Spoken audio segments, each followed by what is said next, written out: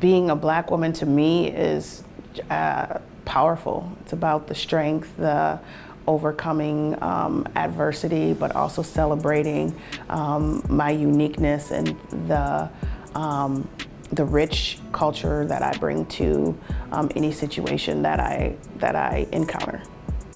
My name is Brooke Blakey, and I'm currently the Director for the Office of Neighborhood Safety for the City of St. Paul. Previous to that, I was a police captain with the Metro Transit Police Department, as well as a public information officer and investigator for the Minnesota State Fair Police Department. My name is Shantae Ford, and I am a deputy with the Hennepin County Sheriff's Office. I am currently assigned to the Community Engagement Unit. My name is Dewana Witt. I am the Sheriff of Hennepin County. I am the first Black person and the first female to ever hold office in Hennepin County as the sheriff. I'm a retired senior commander from the St. Paul, Minnesota Police Department. I was the first female hired on the St. Paul Police Department in 1975. I retired in 2003 as the watch commander, which is the equivalent of being the chief on nights when the chief is not there. To be honest, I didn't want to be a police officer. I was a city planner, a budget analyst, a grants and aids coordinator. I was one of 10 African Americans that were in the academy. And having got through a 16-week academy and got onto patrol, the majority of officers didn't want to be partners with me.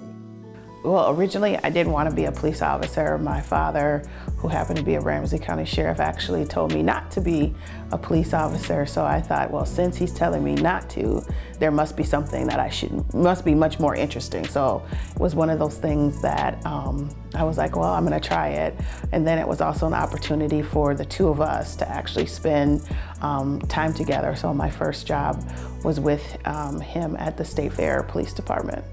Well, I could tell you, as being a person who grew up in poverty, who grew up in an environment, in a household that was infiltrated with drugs, alcohol, abuse, you know, people ask, how did I make it out? It happened from that tour, just doing a tour of the jail, and where they said they needed women, specifically the women of color, that I filled out an application to become a detention deputy. And it was working as a detention deputy that I had more and more encounters with law enforcement. And that is where my barriers, my walls that I built started falling. Being able to be proud of being a police officer, but also being able to be proud of being a Black woman, because as we know, sometimes those clash. So I would say that's probably my biggest challenge. So when we ask ourselves, what is it like to be a Black woman in this field? I will tell you, in the beginning of my career, it was different because I didn't see a lot of people that looked like me, maybe 2 or 3. When I think about me in this field and why I wanted to become, like I said, it started off what I thought was an accident, but there's a man upstairs who absolutely knew where I should be. I was, again, I'll say, very lucky to have a legacy before me. So I had some shoes to fill because my father was a police officer, but that also gave me a little bit of a pass in some places and spaces because people didn't necessarily judge me as harshly as other female counterparts. Male officers didn't want me on, 1, because I was a person of color, and 2, because I was a woman, so I had the double-edged sword. But I didn't let that hold me back, and like I say, I was only supposed to sit in the academy for 2 weeks, and then I got a call from the mayor saying, can you stay 2 more weeks? I stayed 2 more weeks. I'm at the top of my academy. I was able to do the average activities that men could do. Right now, because of the George Floyd situation, everybody's talking about defund the police and they don't want the police to do anything. I teach part-time law enforcement, the post classes, and we are public servants with an emphasis on servant. And how do we serve the community? They put us all in the same bag as the incident with the George Floyd, when 99% of the police are doing the right thing. I think when I first started policing, we were really considered heroes, and so people that were very largely respected.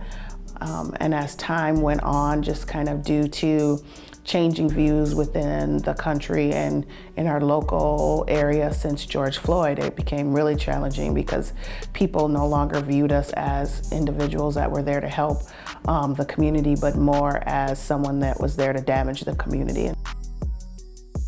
I want to tell the community that we need your support. We need all of us to work together. If something is going on in the community that you don't like, that I hope that there's an officer or a deputy out there that you trust, that you can go and talk to, because at the end of the day, we are all in our communities together, and we need to be working together to make everybody safe. I think one thing that I want to tell people about the police force is behind that uniform there are human people. There are mothers, there are fathers, there are daughters, there are sisters, there are cousins, brothers, and people's friends, and that you have to understand that there's humanness in that, and to not forget that the person in that uniform is a human.